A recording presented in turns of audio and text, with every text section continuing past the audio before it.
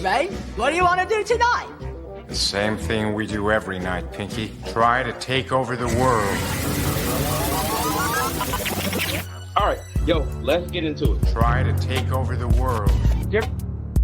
Preaching, Try to take over the world. And greatest chaplain in the world, Mr. Try Lance to O'Neill. take over the world.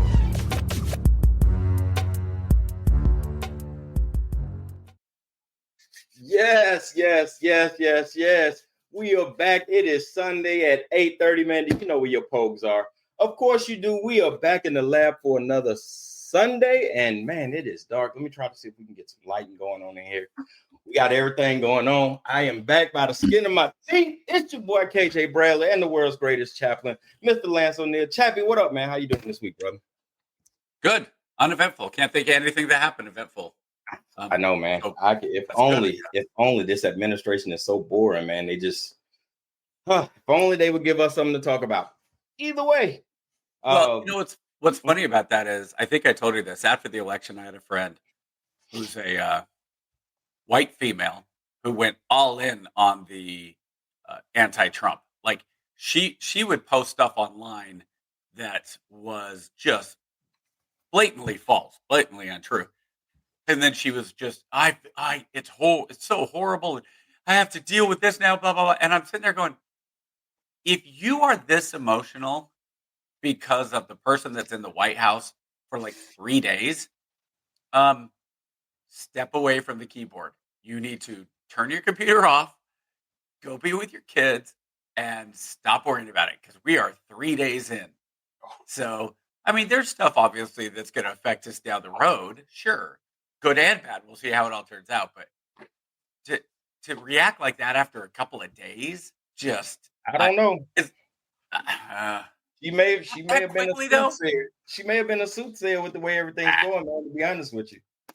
Let's jump into it, man. We got a lot to talk about. Sure. And a little bit of time to get it into. All right. So the first topic on hand, you got president number 45, president number 47, and potentially president number 48. So what we found out this week that POTUS said that he is not ruling out a third term. So his goal, we initially, it was brought up and they was like, oh, it's rhetoric. But one thing we've learned so far this administration is, if you hear it more than once, it's not just rhetoric. Matter of fact, I believe in the interview, he was quoted as saying, I'm serious. I don't know. He's like, it's too early to tell, but I'm considering it. And I'm like, all right, cool. I got you. So what are your thoughts on opening the doors up?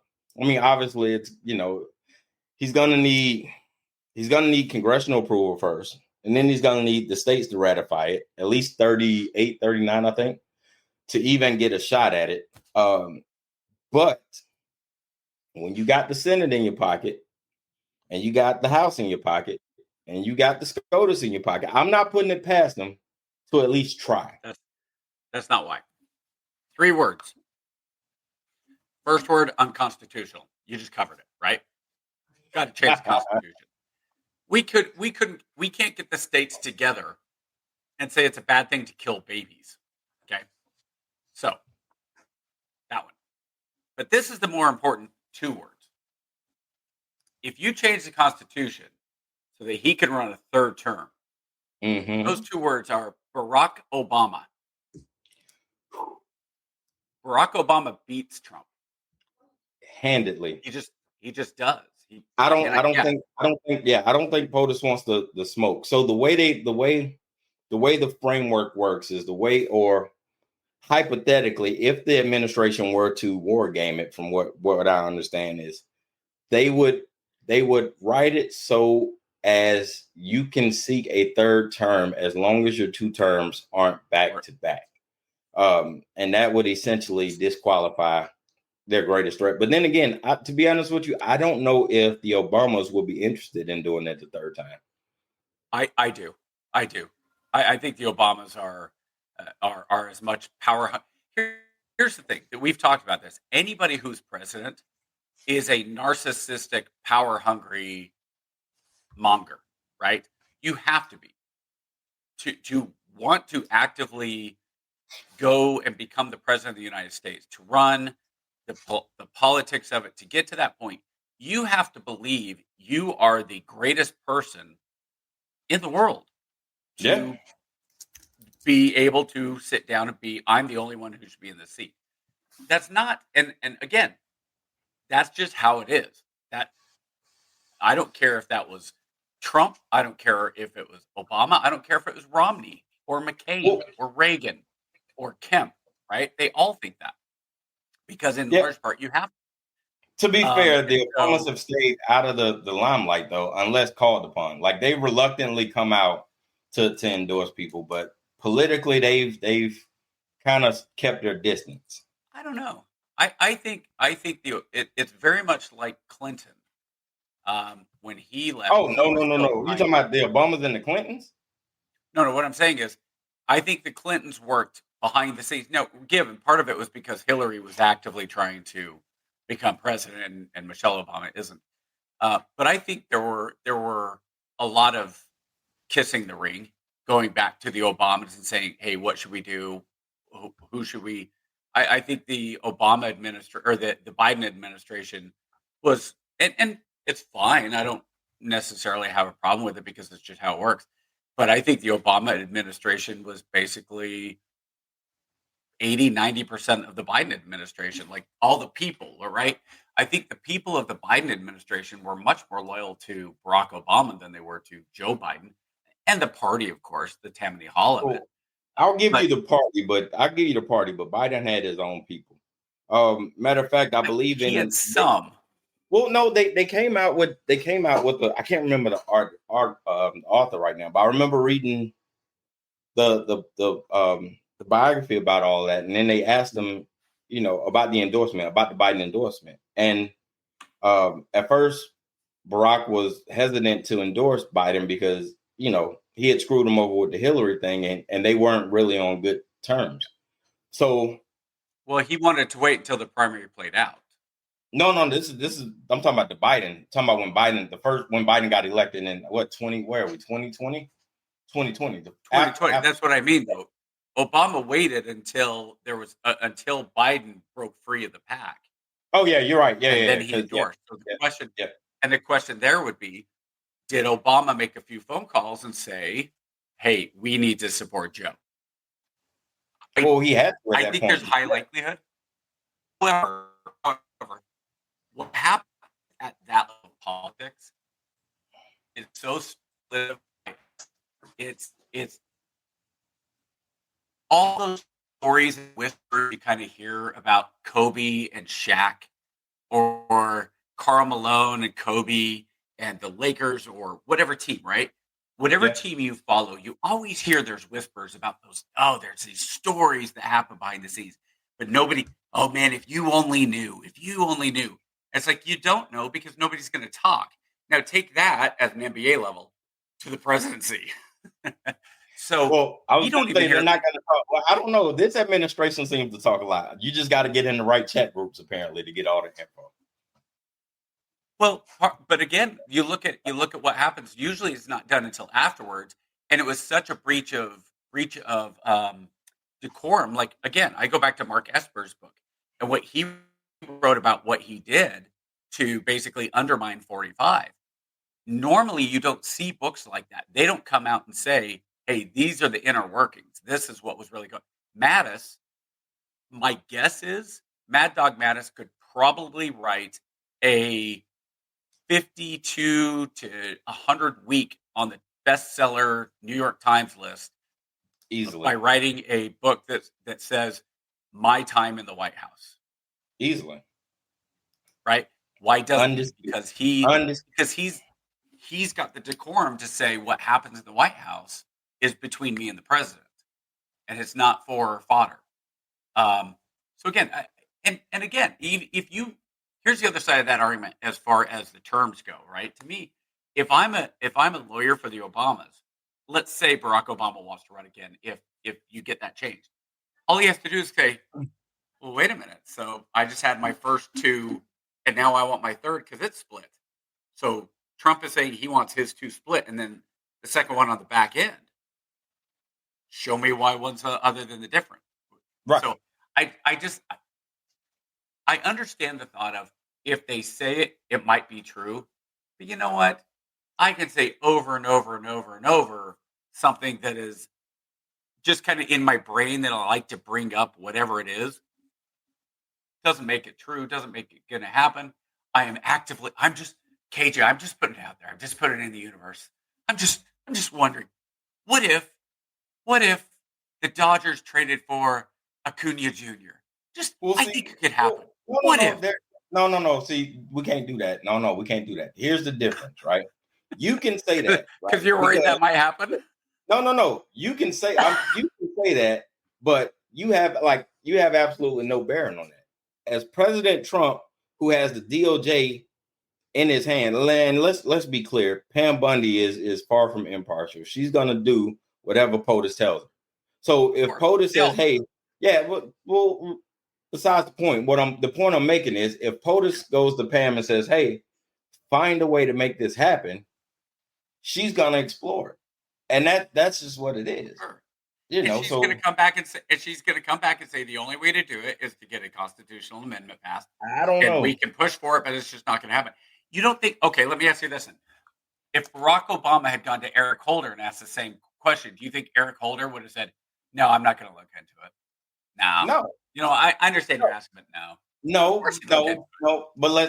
But again, you comparing the character of Barack Obama and the character of Donald Trump are two different things. Here's where that matters. Doesn't matter. No, that matters, and I'm gonna tell you why it matters. Because when Eric Holder comes back to Barack Obama and says, "Hey, man, the only way you can do it is if you get Congress to do it and then the states to do it," Barack Obama says, "All right, cool. It's a constitutional thing. My hands are tied."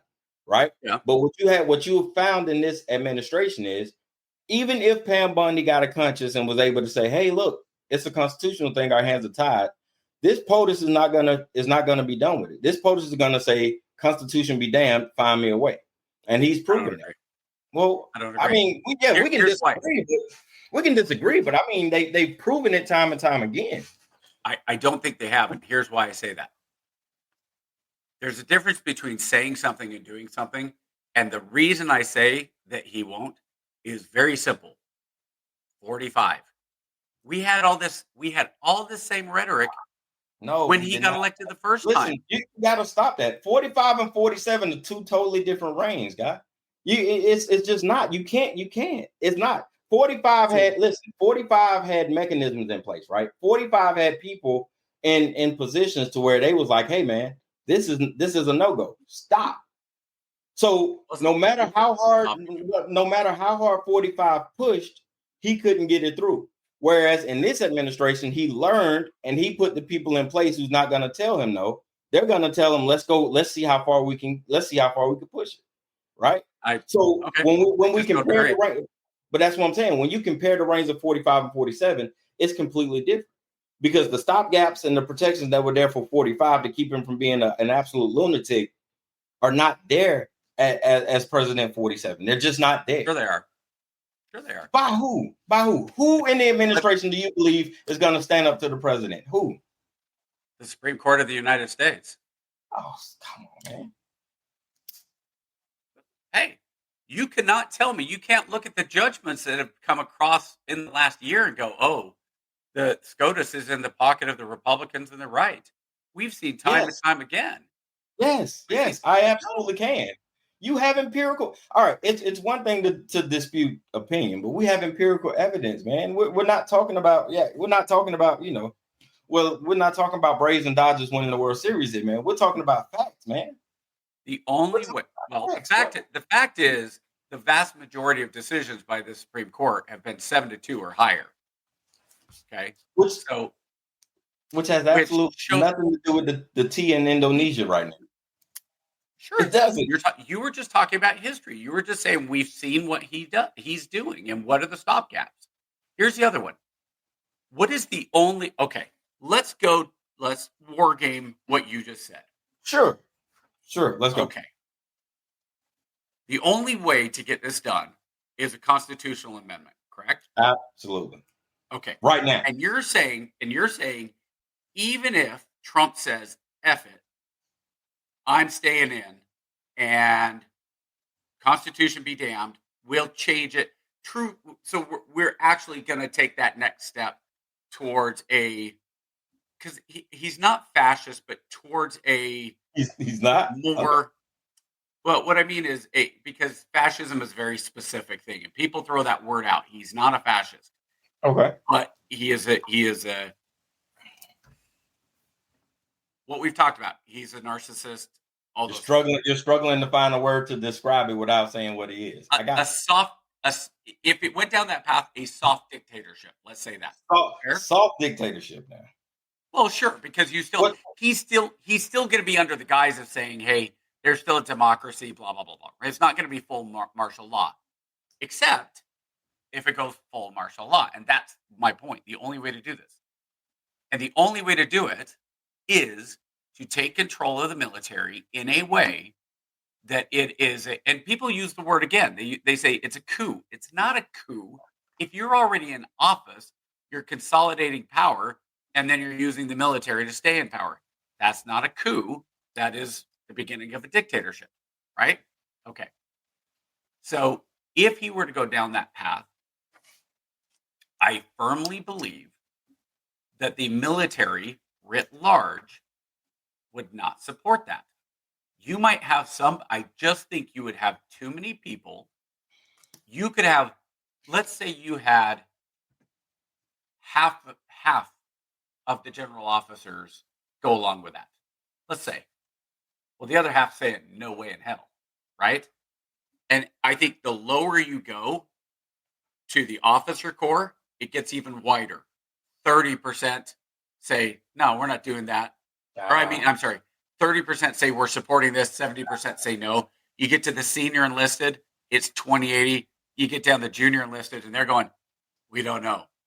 What do we do? And the senior NCOs, but the senior, I have had this discussion with friends, not about Trump, but about previous situations, right? The average senior, you know this because you were an average senior NCO. The average senior NCO is going to go, there is no way in hell I'm going to do this because that is unconstitutional. I don't care what they say. I disagree. I know it's unconstitutional. I disagree extremely because we happened to serve at the pleasure of the president when Barack Hussein Obama was elected. And being in those trenches and hearing those conversations, I can tell you emphatically that there is enough support and groundswell behind Trump. If he says, hey, look, I need your help to make sure that I am president for the rest of my life. There is just enough idiocracy in society to make that happen. Are you saying that in the conversations you had in those trenches, people were saying, hey, if Obama wants to stay in, I'm there? No. What I'm saying is what I'm saying is there was enough idiocracy for people in uniform to say dumb stuff against a POTUS who was in president. A POTUS who was in charge. This guy's an idiot. That you had saying this guy's an idiot. This guy's right. Well, not just that, and I'm not gonna do this, and I don't care what he says, and this, that, and somebody should, even to the point to where they would openly be discussing, and we're talking about in a talk, right? Openly discussing the simulated assassination and what would happen to a president. So I've seen the idiocracy of society. So it would not get past me that if POTUS was to call on his minions and say, hey, look, we need to keep this for and this is how he's going to play it. He's going to make up some story about the Democrats trying to take over. And the only way to save the Republic is going to be him. Okay, here's why I disagree, and then we'll move on to the next one. Here's why I disagree. Sure. We both, I'm sure, I know I have heard story after story, planning session after planning session. We're going to jump the first sergeant. The first sergeant's just a POS. This guy, man, somebody needs to teach him a lesson, and we're going to do it. How many first sergeants do you know that were attacked? I know zero, because it's this. Soldiers doing this. And I think even the average American. Now, at the same time, who got shot at twice here in the last election? I don't know, my man. regardless. Yeah.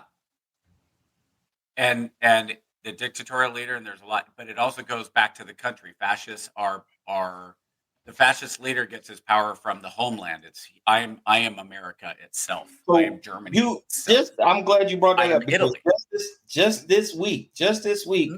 a senator pushed forward a bill in the House to consolidate not a senator, a House rep tried to push forward a bill to consolidate. That's got your tin hat on. Sorry, Dad's got your tin hat on. Does Post it. Dad's got your tin hat. I don't know if it came in the House, but it definitely didn't hit his ear. What? He was shot at, but it didn't hit his ear. I've seen the video zoomed in where you literally see the hole punch appear. Dude, look at his ear. His ear is completely regenerated. It's completely regenerated. Yeah. Get the fuck out. You know how many? It's cartilage. It's cartilage. Stop the books. Okay. It's easy. Stop. That man did not get shot in the ear. We're not gonna do that. That man did not get shot. He was shot at. He may have been shot at, but he was not hitting the ear. He was not at 190 yards, not at 190 yards with a rifle. And the only thing he got was a scratch. I think you're absolutely wrong. Yep. I 100% think you're wrong.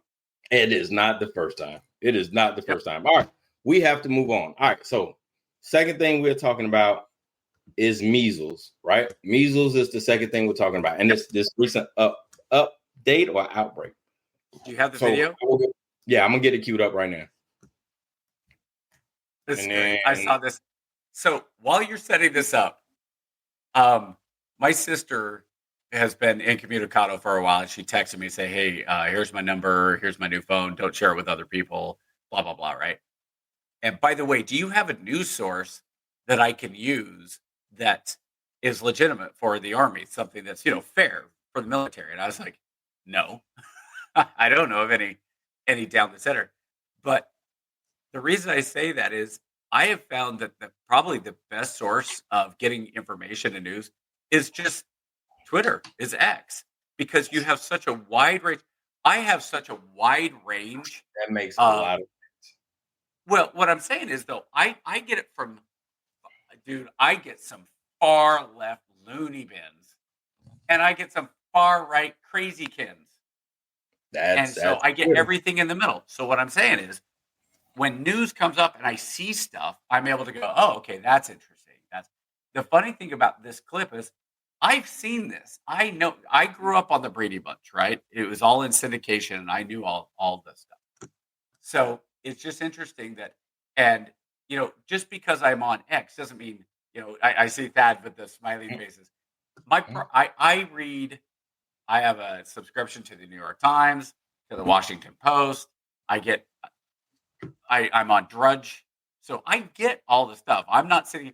I can tell you the funny thing about all this is I don't go to Fox News. Like, I'm not on Fox News. I don't watch Fox News. I don't go to foxnews.com. The only way I see something on Fox News is if it pops up through Drudge.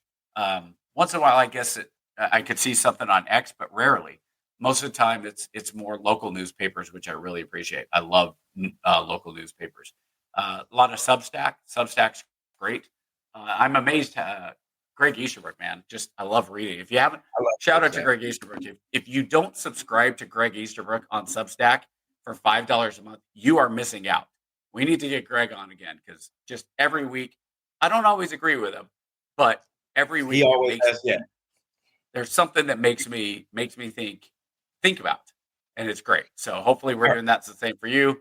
But measles, here we go. Here we go. Here. What are you doing home from school? They sent me home. Measles. It's either measles or a strange case of red freckles. You have got a temperature. They told me 101.1. What's the record? Never mind. Oh, are you sure it's the measles? Well, he certainly got all the symptoms. A slight temperature, a lot of dots, and a great big smile. A great big smile. No school for a few days. Say hello to my dotted son for me. Tell him I'll bring him some comic books, and I'll see you later, dear. Okay, honey, bye. Boy, this is the life, isn't it? Yeah. If you have to get sick, Sure can't beat the measles. That's right. No medicine, inside or out, like shots in me. Don't even mention shots. Yeah. Measles, measles, measles. Well, all the kids have now had the measles. So have I. I had them years ago. Looks like the Bradys are finished with the measles. Hold it. Wah, wah. You're not through yet. Alice, don't tell me you're coming down with the measles. Oh, I hope so. I'd hate to think I was just learning how to blush at my age.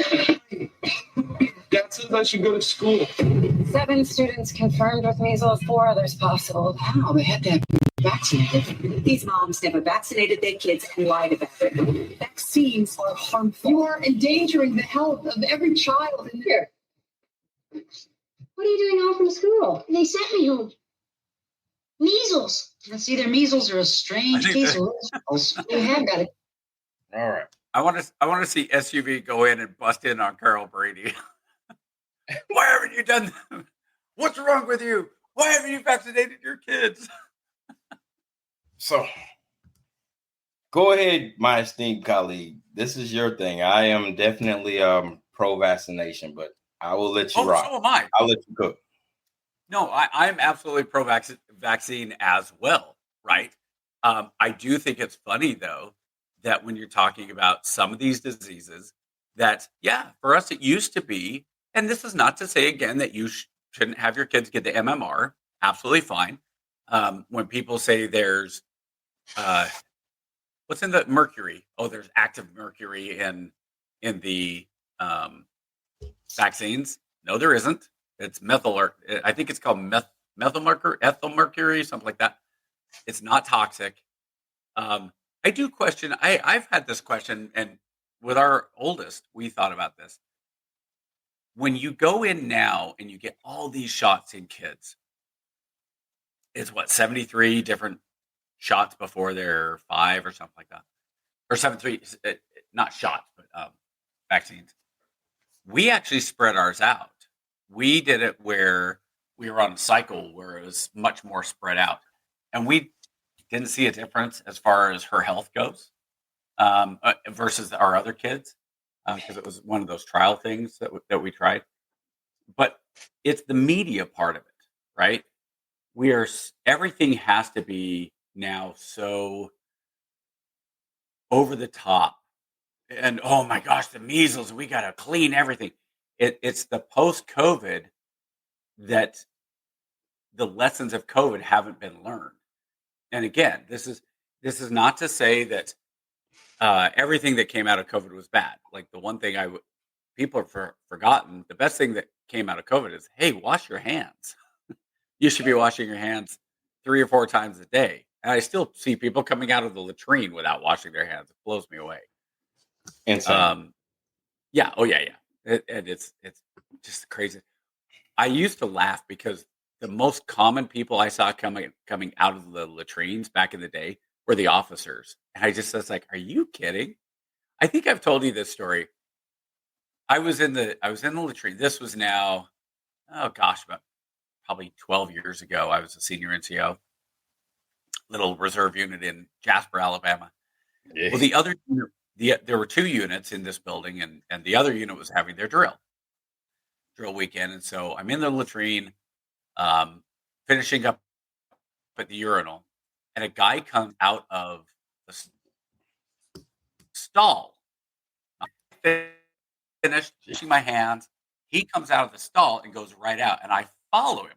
I'm literally, my hands, just wash my hands, walk out. I'm like, catch the door, because he just opened the door with those hands. So I'm like, oh, catch the door. And I walk down the hallway and around. So about 5 seconds down the hallway, I say, hey, soldier. And he turns around and says, yeah. I said, you didn't wash your hands. He goes, well, I used hand sanitizer. Oh, you didn't? Yeah, you didn't see me do it. It's like, in the hallway? He goes, yeah. I said, no, I've been right behind you. Get your ass back in there and wash your hands. I think he was an E5. And again, I was an E7. So his UA, the unit administrator, right? The unit administrator comes in. He's an E8. And we're friends. And he comes in. And, hey, can I talk to you for a second? We kick the guy that shut the door. He's like, "Hey, that was kind of disrespectful what you did to my sergeant." I said, "Oh no, it isn't." He goes, "Well, you shouldn't have said that in front of everybody." It's like, look, if he had said, "Oh, whoops, sorry," and turned around and went back, I wouldn't have said anything about it. That dude came out of the latrine, out of the stall without washing his hands, touched the door, and then lied to my face about it. So did I call him out at that point? Yeah, and I'll do it again. If you want to have a formation right now for me to apologize, I will come out and apologize that I wasn't bigger than that, making it a bigger deal. That's a big deal. So this measles stuff, I really think it's very interesting because the politics are getting in the way of it, right? The Trump administration was the one who came up with the vaccine for COVID, right? Which pretty clearly does not work the way it was intended or the way it was sold. All right. So let's be fair about that, right? And the funny thing is, if you remember when that was being pushed, all the Democrats, "Oh, I'm never taking anything. I'm not taking that shot." Right. And then Joe Biden won, and suddenly it was, "Oh, we have to take the shot. We have to take." Now, I don't know what the switch was. I think it has something to do with a certain, I don't know, billionaire who had a lot of pharmacy in his portfolio, maybe a couple, but that got pushed. And now we have this pendulum in America, right? And it goes back and forth. And now we have RFK Jr., who says, "Well, the pendulum swung so far here on everything." Okay, I love my wife. I have told her this. When my kids have something going on, something like my son, his foot's kind of hurting. He's got a blister. We thought it was a callus. It's a blister on the ball of his foot because he's playing lacrosse and he's playing soccer. He's just all the time. And cleats, as you know, soccer cleats have almost no padding, right? So it's really been bothering him. And my wife was like, "It's vitamin deficiency. Like, he's not eating enough of good food." Okay, cool. And then my younger daughter, she's been sick and it's vitamin deficiency. Okay. I was like, "Hey, yeah, you're right. They probably don't eat enough. They're not doing a good job." We go outside and the dog goes up the hill and he eats the grass. My dog since we've got him, it's been a year and a half. My dog is a goat. He goes out and he eats the grass. And she says, "It's a vitamin deficiency." And I looked at her and said, "Not everything is a vitamin deficiency." Like, I don't mean to be mean, but it's kind of like, that can't always be the answer, right? Because I'm probably vitamin deficient as well, but I do pretty well. I'm for a 52-year-old. I'm 52, I think. I do pretty well. So it's just funny because when you look at these things, and again, I think it's genetics. I think we really miss a boat on genetics because my mother-in-law passed away now a few years ago. She had breast cancer, and then she rang the bell, and that weekend she had a different episode, and turned out she had a new brain cancer, and it killed her within like 2 months. Yeah. So she even rang the bell, cancer-free, and then within 2 months she was dead from brain cancer. And this woman, she worked for a chiropractor. She took all the supplements. She said, white bread is, I'm trying to remember, but it's if you're dead if you eat white bread, something, one of those little sayings. And so she was incredibly healthy person as far as how she ate things. And she died at early 60 from cancer. So I think that we are overreacting with the measles. I think that we are overreacting in a lot of ways. Instead of having, what's the way to put it? Instead of having a Joe Rogan conversation, because we both know Joe Rogan listens to people and he can be swayed by who he's talking to, right? Joe could have a RFK Jr. on and be like, "Oh, vaccines are going to kill you." And then the next week he could have somebody else on that is what kind of doctor makes vaccines? A vaccinationer? There's words for it that I'm blanking on. But he could have somebody else come on and be like, "No, this is how the science is." And Joe would be like, "Oh, well, that's great. because Joe doesn't really push back because Yeah. Joe's very much I don't know. Hey, I'm willing to listen to both Yeah, sides. if you got facts and I can verify them, then I'm cool with it. That's one thing I talk about him. He's great about it, right? Holding one side or the other. Yeah, but unfortunately, he weather vanes quite a bit based on who's in front of him, how convincing they are, and I think that's true of everybody. That's not just Joe. I think if we have somebody here who has more knowledge than we do on a subject, we are much more likely to listen to, oh, yeah, that's really. And then if we had somebody that had a disagreeing, would go, oh, wait a minute. Oh, yeah. So that's nothing against Joe Rogan at all. Yeah. But I just think that we're in that, and this goes for the whole politics situation we're in right now, let alone just RFK Jr. with the measles. We're just in that adjustment period. We're in that the pendulum swung on the Biden for the last 4 years, swung whatever way you want to call it, right, left, up, down, and the administration that's in charge now wants it to swing back the other way. And this is where I get worried. Instead of, you've been to an amusement park, they all have them, the big boat ride, right? Yep. And it goes, boom, Yep. boom, right? Never liked that ride. I think I've ridden it one time, didn't like it. That is not the ride for me. And there's people that like to be on the edges, so that when it goes, they're not just up, they're a little bit upside down, looking down. I don't get it, right? But that's where they have fun, and I think some people are having fun with this. I personally, I like to see it. Hey, you know what? If it's a nice simple shift back and forth, cool.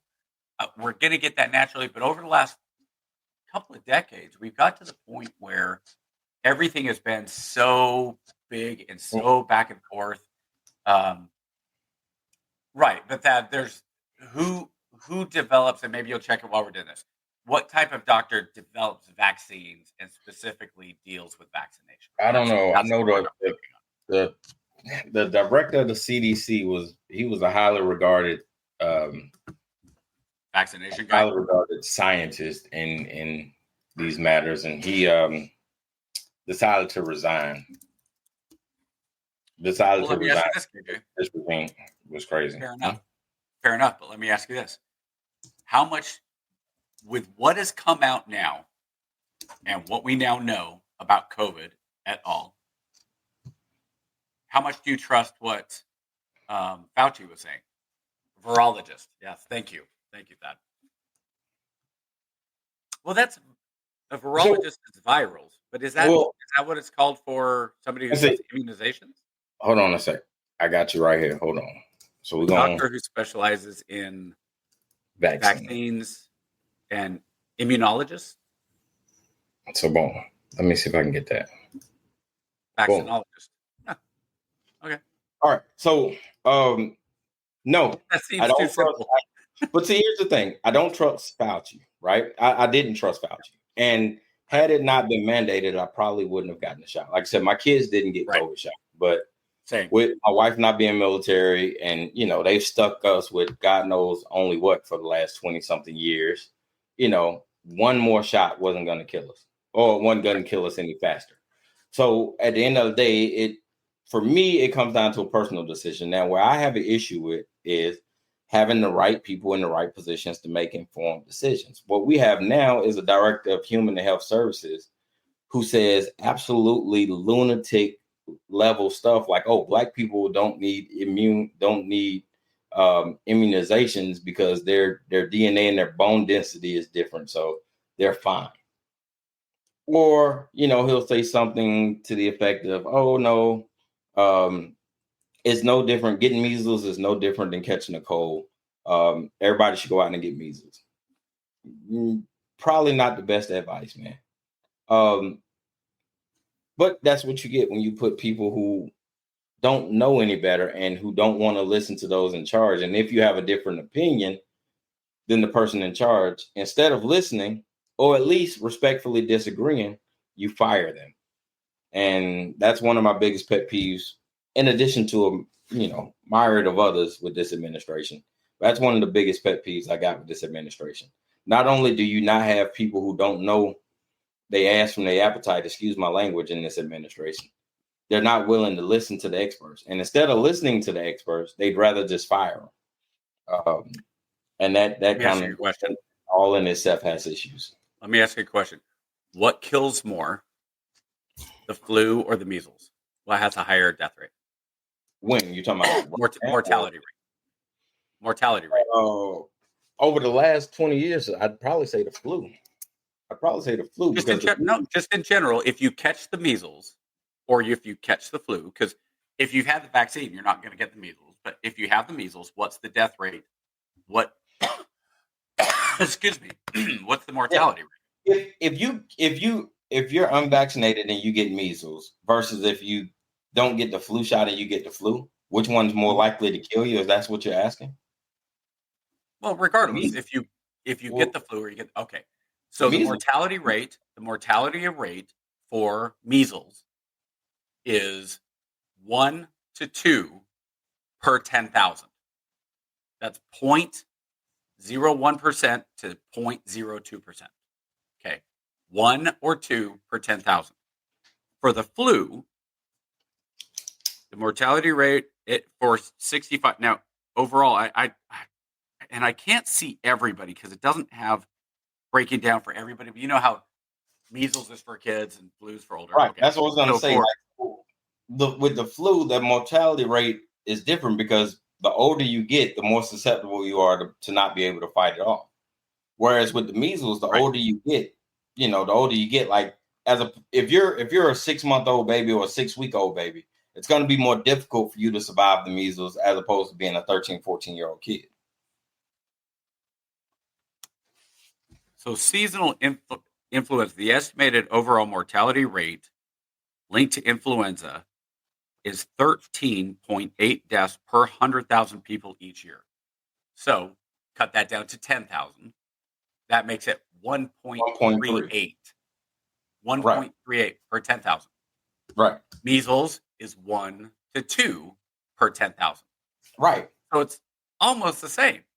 Yeah, but it's not though, because the measles doesn't mutate. The flu changes every season.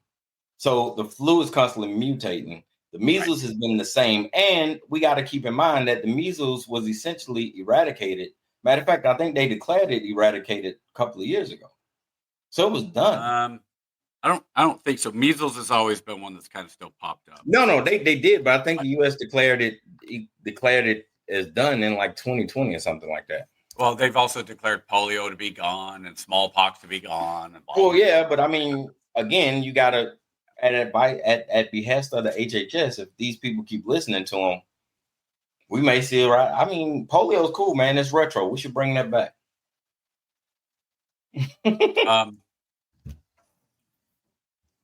I'm not against vaccines. That said, I think the debate is more about, because this is what you said.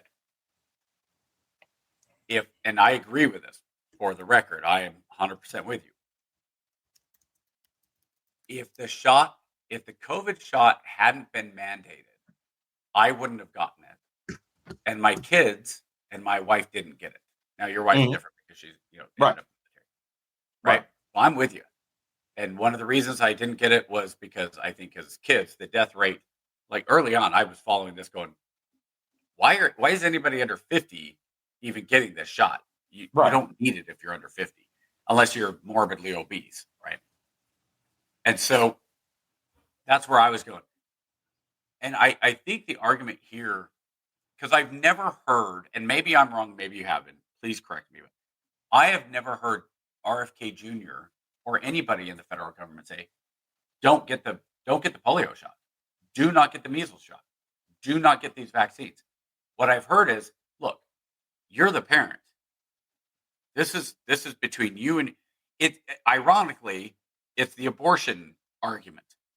This should be between you and your doctor, you and your family, what you want to do. That's that crazy, but that's that crazy gotcha, right? So you'll hear the official statement. I can't tell you what to do. Mm-hmm. You should seek a doctor's advice, right? And that's the official statement of the HHS, right? But then you'll have all these supplemental interviews where you got RFK Jr. saying off the wall shit like, oh, measles gives you radiation poison, or vaccines give you radiation poison, or you know what I'm saying, something crazy. So which part do I believe? Am I supposed to believe but what I'm saying though, if I'm already cynical of the government, right? Mm-hmm. And the government says, and his official posting says, hey, check with your doctor, wink, wink, before you get the vaccine to make sure you make an informed decision, right? So that's what he says officially. But then I see all these other interviews where he's talking about, oh, vaccines, cause all the clouds to piss out silver. So stay away from, you know what I'm saying? Just outlandish, crazy stuff that he does, that he's prone to say. Which am I more prone to believe? Am I going to sit back and say, well, do I believe him in a more relaxed setting where he looks more trustworthy and comfortable, or do I believe him in an uncomfortable official capacity when I already don't believe or trust the government? Where am I likely to fall in that believability rate? And that's where I think we have an issue, because too many people are smart enough to know that they don't know, but they're not smart enough to decipher what information is best, right? Because RFK has his kids vaccinated. RFK Jr. is vaccinated, right? Everybody in his circle is vaccinated. And here's where I draw the line, right? What you do with you and your family, if you don't want to get a single vaccination, hell, if you don't ever want to go to the doctor in your life, that's on you. Where it becomes an issue is if I have a newborn kid in a public place who's too young to get the vaccine, you have then taken my choice out of my hand, right? So now you have infringed. I've made this exact argument. Yes. You've infringed on my right to make the decision for me and my family. Yeah. And that is not allowed, right? So I'm cool with what you do. If that's what you choose to do, then you have to make that choice. Then we can't, what you should do. And that goes back to our people inherently good conversation, because they're not. Those people who are unvaccinated and had the measles, they still sent their kids to fucking school.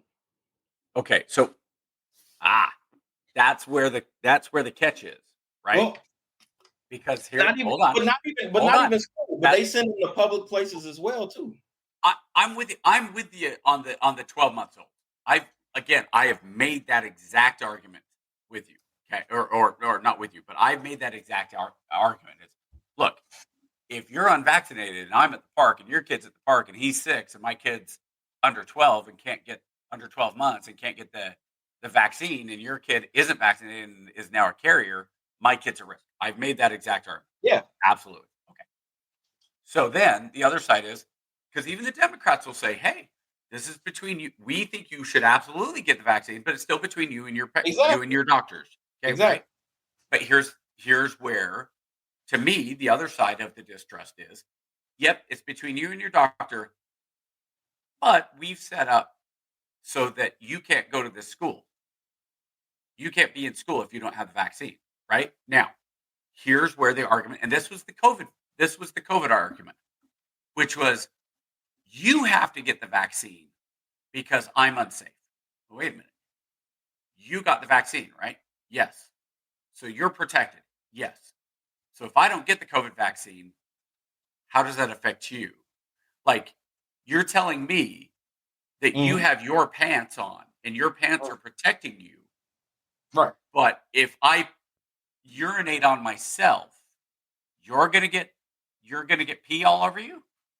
Wait, what? How does that work? If we're both wearing pants, but I choose to urinate on myself, that doesn't affect you. Cool. Right? Allow me to bust that theory up for you. So here's the thing. Yeah. Right. So here's the thing. It's not about the and children. I'm talking only about urine, by the way. No, I got you. And not airborne. I got you. So it's not about. So there's an efficacy rate, right? So we know you get the shot of the vaccine, it's 90%, and it's good up until, let's say, 18, 25 years old, right? Right. So the longer you booster in your teens, MMR's in your teens, you get another. I think so, like at 12 or whatever, right? So yeah, I'll give you 30, right? 30. So what's the average age of our teachers? Take a wild guess. Average 26. No, not even close. Close. Really older. Yes. 42. 42. Really? Because young people aren't getting paid enough to put up with the kids' BS. And the people who've been teaching have been teaching so long that they don't want to do anything else. So you have an older population. So it's not just about the student, and that's where these issues tend to get isolated, right? They'll say, "Oh, well, if you're vaccinated, then there should be no issue." Yeah, you're absolutely right. However, there has to be a case for public safety, right? We can't risk putting people who are higher risk at because you chose not to, because at that point you've taken the choice out of everybody else's hand for selfish reasons. That's crazy. So again, this is devil's advocate is all I'm doing. I'm with you. I'm with you. Yeah. Okay. All right. So you're arguing for the mandatory.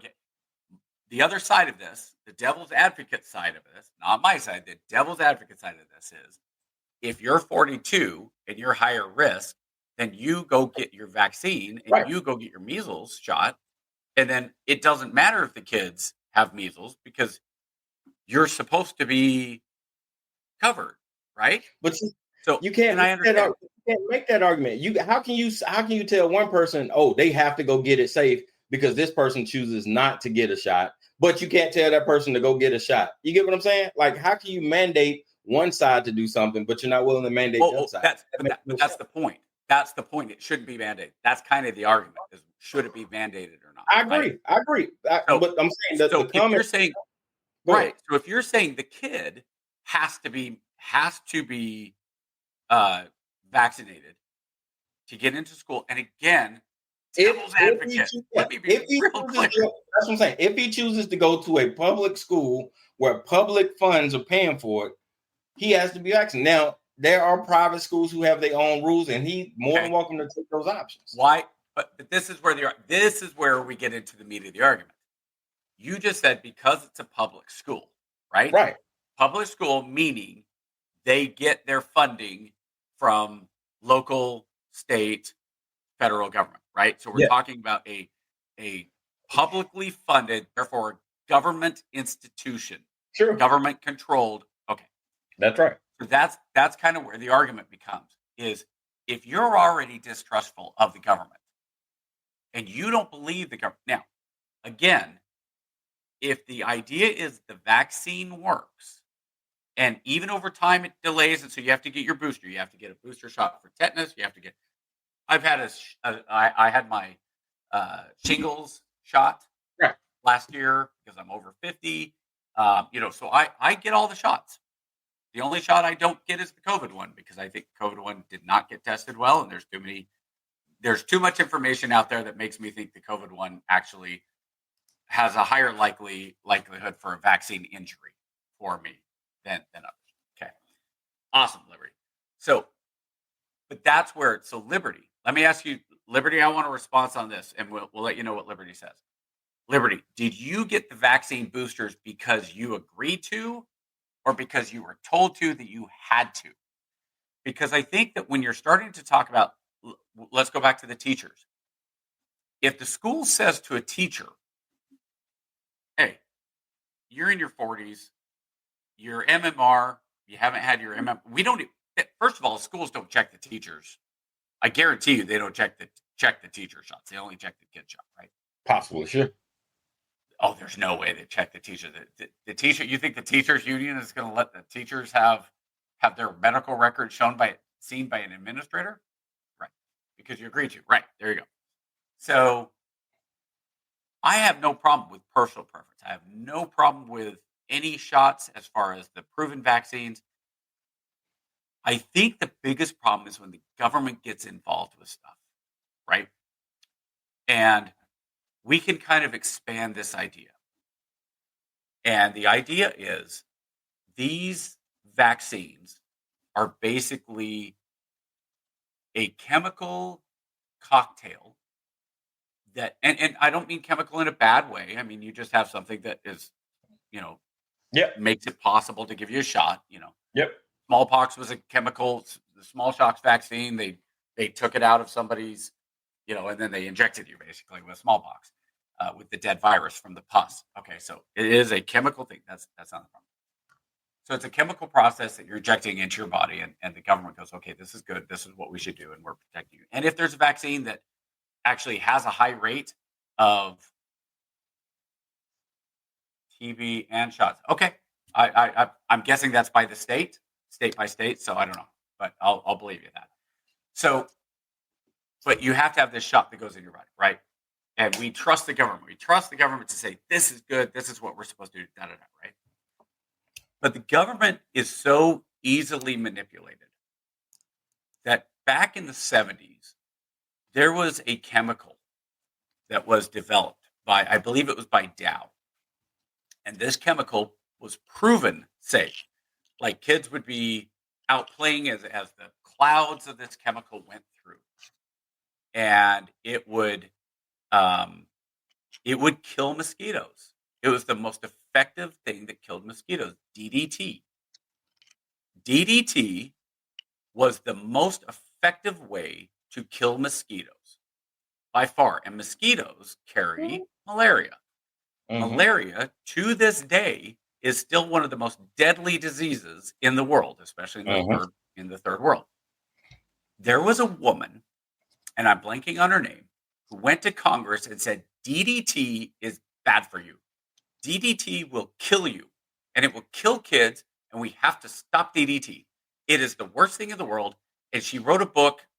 It was something Deadly Spring, I think is what it was called, something like that, right?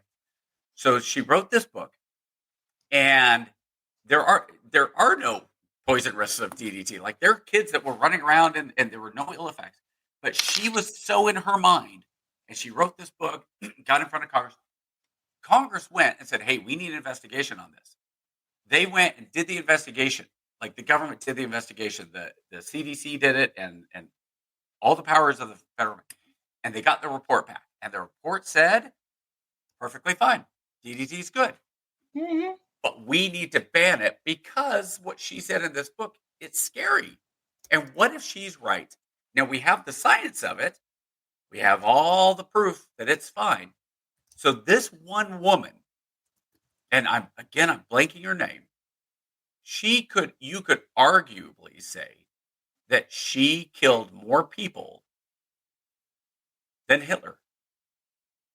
Because people in the third world to this day die by the hundreds of thousands every single year. And now it's been almost 60 years, 50, 60 years. Hundreds of thousands, if not millions of people die every year from malaria, which DDT would have not eradicated, but come pretty darn close, right? So the government, I have a big problem whenever the government says you have to do something, and KJ just posted it. Tuskegee, absolutely. Hey boys, so we want to give you an experiment. We want to just, you know what, KJ, you go. For those that don't know Tuskegee, KJ, go. Nope. Hey, look up the Tuskegee syphilis experiment. I'm not in the business of educating history, man. There's enough. Let's just say there's enough evidence to where you don't have to convince me not to trust the government. Like I said, I am the most conservative government conspiracist you'll probably ever meet. I don't trust the government one bit. At the same time, I am a diehard patriot. So figure that out on your own. Are you ready to get into some controversial stuff for our last 30 minutes? Ooh, what do we got? I don't know what's coming up. You'll see. All right, here we go. This is good. We're going to have fun with this one. I'm waiting for you to have one that I actually really care about. Most of this stuff, it's like, get the vaccines, but I'm going to argue. Hold on. Oh, wait. Oh, I pressed the wrong one. No wonder it wasn't playing. I got to play it here. Helps play it inside. Yeah. Let's just listen to it ourselves. There we go. All right. Now that everybody's caught up. Am I supposed to know who this is, or is this just a random? No. This is just another generic. Just another generic. Let's see. You need black people. Hold on. Here we go. I want y'all to watch this video of this die-hard black Trump supporter who berated black people all during the election and after. She even called Trump her daddy. And now she's asking for black people help. Watch this video, y'all. Watch this nonsense. Wait, stop scrolling real quick. I just need you guys' support in helping to free my son. My son is 23 years old, and he is currently facing 21 years of incarceration due to racial injustice. My son was defending himself, And unfortunately, most Black and brown people, individuals, whether you are a man or a woman here in Colorado, do not have the right to use self-defense. The judge denied my son self-defense. Therefore, that same judge sentenced my son to 21 years in prison. Right now, I am fighting to free my son. I have a strong appellate attorney and an attorney team, but right now we just need some support to put the word out there that racial injustice within the Black and brown community has gotten out of hand, and enough is enough. So if you guys could just simply engage with this post, I'm not asking for any type of monetary value or any type of assistance or anything like that. I just need for you guys to engage with this post, to put it out in the algorithm so the word will get out there. So let's start from the bottom. Share the video, favorite the video, and if you guys could comment, hashtag enough is enough. Baby girl, you found your family when you went and voted for Trump, and you downplayed all the Black people and say you found your family. I know you're not asking for help from Black people. I know you're not. You can't be this dumb thinking you're going to vote against us, 20 seconds. talk bad against Kamala and everybody else, then tell somebody to share and make this a weapon. Are you fucking crazy? You will get no help from none of us. You better call Mac. Okay, so I brought this up because this has been this has been a recurrent theme in my beloved community, right? Where you've had people who, let's call them allies or like physical attributes of the Black community, right? However, for whatever reason, they decide to go against their own interest or whatever, which is well within their right. But what we have a tendency to see, though, is when things hit the proverbial fan, when shit goes bad, when shit gets rough for them, they don't lean on the family or the people. In this case, she didn't appeal to the MAGA community to get her, to support her incarcerated son when he was found of injustice. She wanted the same people who she had constantly berated and talked bad to and called all kinds of idiots to come out now and support her because, we need to all be together. So I bring this up because how do you support someone of a different political leaning when they so staunchly, to the point of personally making it personal? I know you got people in your family and your circle who have extreme, differing political views than you do, and I have in mine as well. So I figured this would be a fun 30 minutes to kind of talk about, if you want to. Yeah, I mean, yeah. In this case, Liberty, it is, and I'll get into that. I'll get into that a lot. So that was my first response. Was the narrator is making this? Ironically, he's the one race baiting on this, right? There's a lot of assumptions. We had a 60-second video, right? Yep. So, okay. And Thad, here's the funny thing that you just said. People don't care until the problem comes to their doorstep. It's never been on my doorstep, but KJ and I have had long discussions about the need for a judicial overhaul, and that there are issues with the justice in this country and some of the racial things. And if we want to review, this is the argument I made.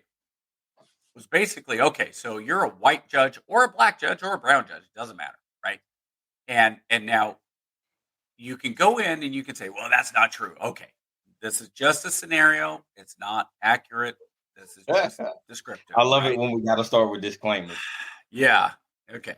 So here's the argument: is if you have a judge up there, and now you can say it's unfair because the police only go after Black people. There's more Black people in the cities. Blah blah blah blah blah. Right? Okay.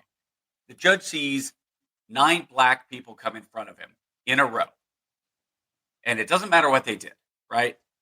Parking tickets, speeding, assault, grand theft auto, theft, blah blah blah blah. and then the 10th guy is a white guy. Does the judge, whatever racial background the judge is, does the judge look at that and go, oh, at least this guy's not a black guy or girl, right? And so, well, because of that, you know what? 6 months, right? And it's unfair. I'm just saying that as a possibility. And KJ and I, we've talked about this, and unfortunately, the fix can't happen because constitutionally, it bumps up against the right to be in front of your accuser. Because the only fair way, like justice is blind, Lady Justice, right, has the blindfold. What should happen, and the only way to make it fair, is that a defendant basically comes up behind a screen, and all you hear is the voice. And even then, you can tell some people socioeconomic, some of the accents. You are more likely to hear certain people have certain accents, and so you can kind of unfairly judge from those. So maybe you have to go to transcript, right? And it says, this person, you can't even say male or female, was an adult, can't say what age, is accused of stealing a car, can't say where, because now you might identify somebody because of the neighborhood. And they are saying they didn't do it. Okay. How do you judge that fairly? Because you can't see the person, you can't hear him. All you have is accused of. Is that even enough to hold somebody? I don't know. The police say, here's the basic information, but now the basic information is you can't even go into, hey, we have a camera, we have a video of this person. Well, the judge can't see the video because now you know if it's male, female, white, black, brown, purple.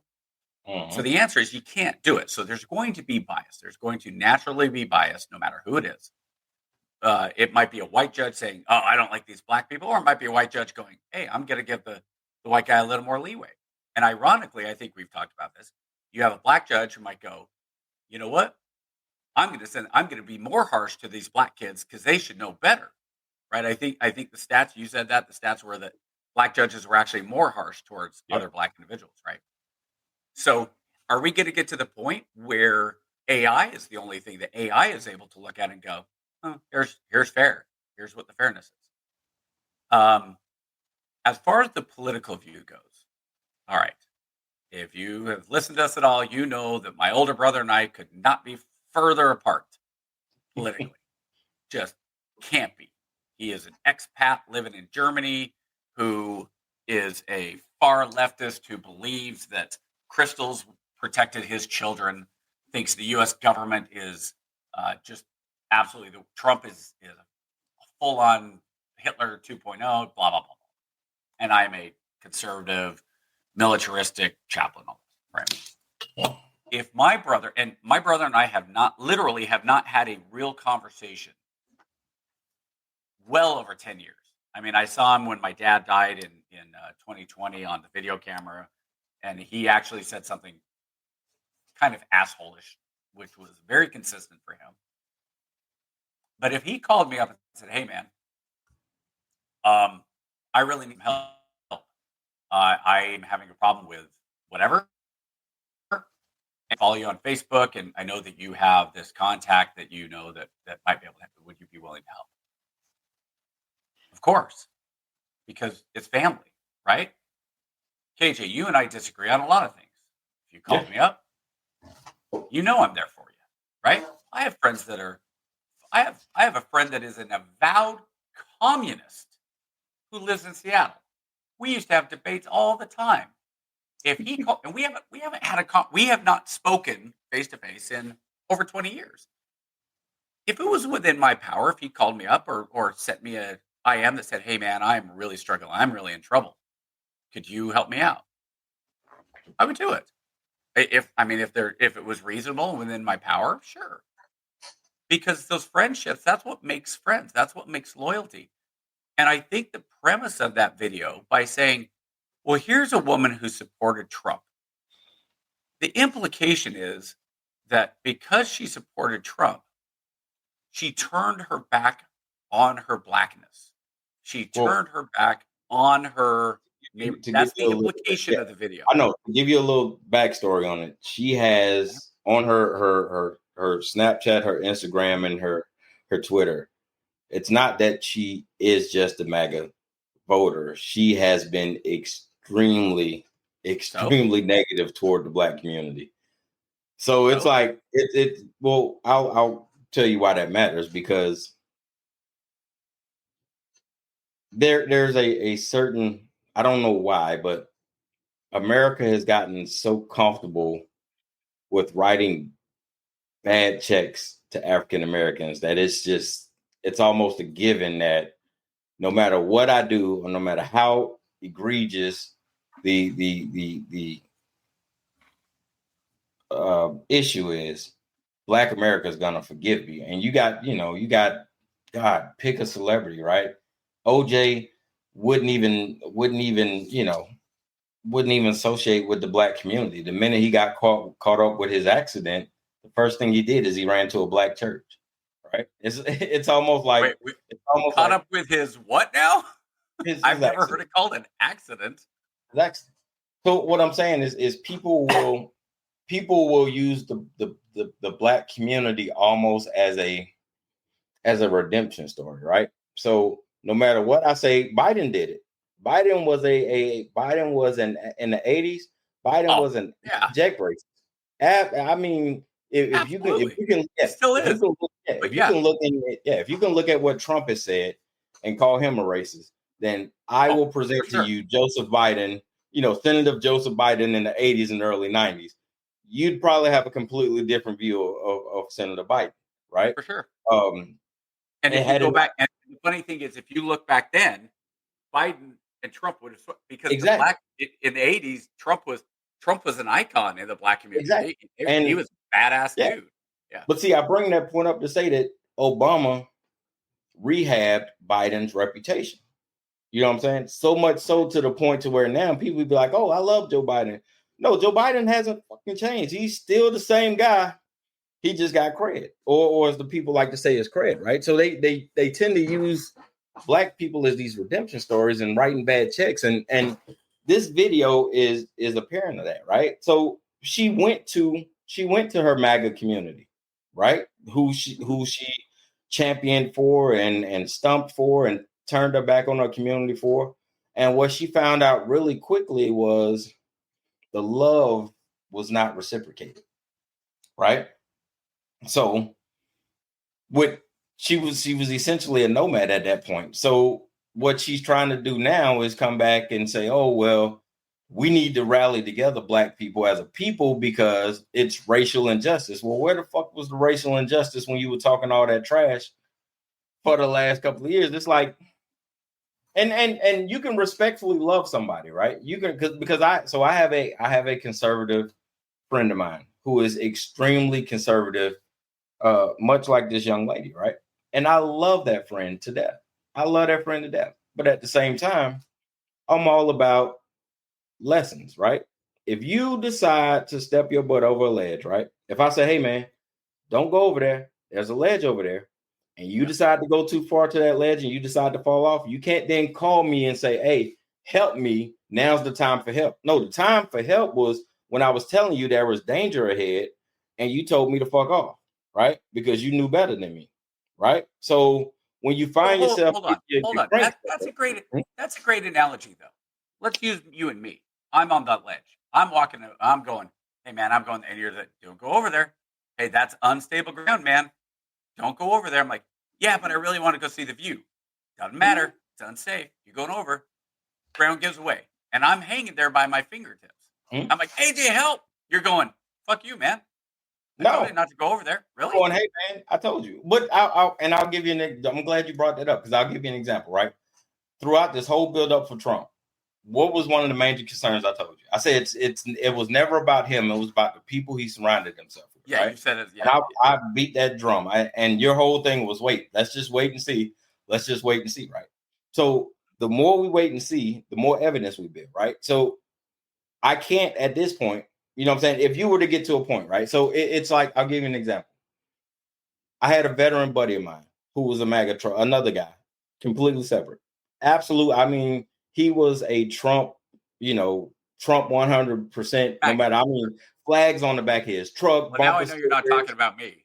No. Flags on his truck, bumper stickers, the whole nine, right? Yeah. He was MAGA. And I'm like, hey, man. And then? Okay. I was like, hey, man, you should really be concerned because you got a lot of toys.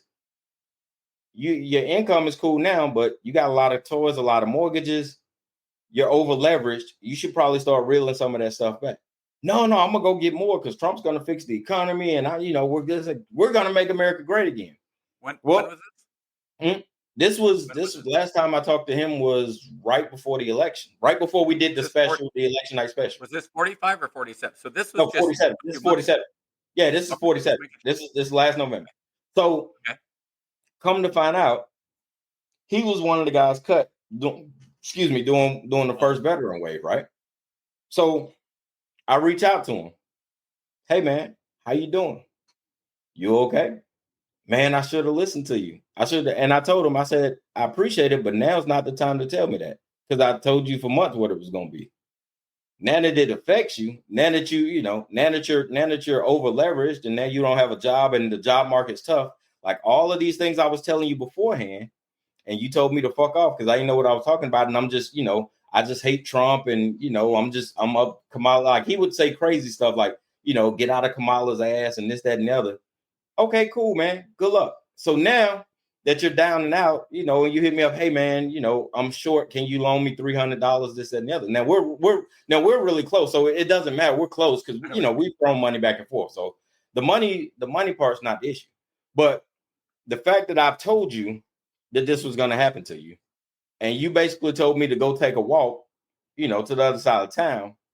And you come back and then you say, hey, man, can you help me out? No, man, I can't. Because I tried to help you and you didn't want my help. So now. Okay. But I the cause and effect here, right? Mm-hmm. Because I go back to the whole thing of when they talk about people losing their jobs in the federal government. And you see this stuff on X and it says, oh, is this what you voted for? Yeah, that's what I voted for. I think the federal government should be cut between 10 and 20%. And if that means friends of mine that are federal workers get cut, it sucks. I get it. But you know what? I've been laid off before. You think when I got laid off from a supervisory position 20 odd years ago that pushed me towards a different path, I was like, oh, that's not fair. How come other people got to stay and I did? Right. And you could say, well, you didn't vote for it. It doesn't matter. That's life. And and just because Trump got in, that wasn't like, oh, you voted for Trump, therefore you got fired. It happens. I mean, that there's nothing that says that Harris getting in, he wouldn't have got fired anyway. It's possible. I don't know. But the thing with this video that you showed, I think it's tough because if now again context, presumption of innocence, all that stuff, right? I look at that and say, here's a few points I'd love to find out before I hook, line, and sinker on what she's saying, right? Because she's a MAGA, she's conservative. I support Trump, so I should be okay. Right. Colorado. Okay, Colorado votes blue. What kind of who was the judge? We don't know the racial makeup of the judge. We don't know what the situation was. Right. We don't know if it really was self-defense. Like it goes back to, she can say all day long, it was unfair. The judge didn't do this. The judge didn't do that. Right. Last time I checked, you still have a trial by jury. So 12 people found your son guilty of assault. Right. Is there injustice in America? Is there a imperfect judicial system? Well, yeah, of course. It's still probably one of the better systems, but there's always flaws. And if you think, there's definitely a two-tiered system. It's those with money and those that don't have money. Like realistically, if you're able to have a good lawyer, okay. But it's not a while I can understand the perception of a two-tiered system based on race. It's very different than other places in the world. And it's interesting you brought this up because I saw this today. I'm going to drop the link and KJ's going to share it. So in Great Britain, they have this council that determine, or it comes out and they basically say, this is what we are going to suggest when it comes to sentencing. They have a thing called, so they have the normal the sentencing council. Okay. So the sentencing council is who comes out and says, here's what we think the guidelines, this is what the guidelines are, not think these. So if you are convicted of stabbing somebody, this is what you should be charged. This is how long you should be in jail, right? It's kind of like back in the day, the sentencing guidelines for the U.S. federal government, and there were a lot of problems, right? So the sentencing council came out, but then they said as a caveat, here's the sentencing, but you have to take into account the age, the gender, and the race of the individual. And if any of those are a minority, if they are female, if they are a person of color, or if they are, person of color kind of covers it, female or person of color, or certain age, 25 or younger, you have to sentence them less for the same crime. And so the outcry has been, well, wait a minute. You're saying if a white guy who's 40 stabs somebody, let's say it's a street fight, okay? A white guy who's 40 stabs another dude. The sentencing is 10 years in jail. Okay. But if it's a 22-year-old black female who stabs somebody else, you should only sentence them for 5 years because you don't understand how hard their life has been. And so England's going, whoa, wait a minute. How you can't have two different sets of guidelines like that. Is a two. Now they're making it legitimately like, hey, you talk about the DEI, here's your EO, like you get the benefit of if your age, whatever, instead of that, just, hey, there's one for everybody. And that's why sentencing guidelines have always been horrible in terms of both, because you have people who, I don't know, a white male swimmer from Stanford who rapes a girl who's passed out in the street gets 6 months. So it goes horribly wrong that way, all the way to, I can't think of one specifically right now, but a black female who, I don't know, changed her address so that she could vote in the election and get 6 years. Yeah, get 6 years. That's a great one. Yeah, perfect. Yeah, exactly. Right. The January 6th versus the BLM, blah, blah, blah, blah, blah. There's always. Yeah. And so to me, that's where the system is supposed to be in the hands of supposed to be in the hands of the jury. But juries are idiots. Juries award people millions of dollars because somebody used talcum powder for 50 years and developed cancer after 50 years. So we're going to award that person $1 billion. Juries are idiots, right? Because they come from the general population. Like it says a jury of your peers, right? Okay. If I was arrested, let's say, I don't know, let's take this a little more to home. Let's say, and I can't go into all of it, although soon I will be able to. Let's say I was charged. In the military, we have this thing called the UCMJ, the Uniform Code of Military Justice. And let's say I was charged under UCMJ for whatever, right? UCMJ for, what's a good one? Disrespecting an officer. Yeah. Right? Disrespecting a senior officer, which I didn't do, but let's just use that. And I pushed. I said, no, I want a court martial. Ask me right now if I would trust 12 other chaplains to be my jury. That's not just no. That's the big old hell no. Wait. All right. I'll tell you right now. I would rather have a random group of brand new E1s judge me. Wait. Now that you got that story out, because I've been holding it. Wait, you said I made that up though. I have not been charged with you, Sam. You said they elect a jury. They elect a jury of peers. So you got 12 people from society, and they're allegedly. Yeah, they're idiots. But wait though, that's like secondhandly saying Liberty. I hope you're idiots. Liberty. That's why I'm cracking up. Sarcastically. Liberty. I hope that's the sarcasm font. Oh, that's why I was over here cracking up. I'm like, man, the chaplain just called society a bunch of idiots. We in trouble, man. KJ, what do you remember what the chaplain's personal motto is? Oh. I'm going to type my personal motto. Oh my God. And I am going to post it so everybody can see exactly what this has been my personal motto for a long time. Oh my God, man. That is hilarious. It's that on my bed. All right. It'd be really funny if I misspelled this. God, that is there you hilarious. Go. Post that, KJ. That is Chaplain O'Neill's personal motto. Yeah.